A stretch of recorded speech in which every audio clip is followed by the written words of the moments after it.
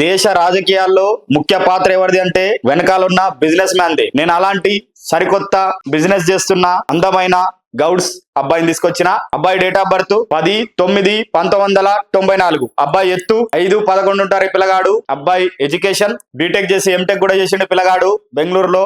మరి ఈ అబ్బాయి వచ్చేసి ప్రస్తుతము construction business, real estate business, రాజకీయంగా కూడా మంచి పేరుంది పిల్లగాడికి.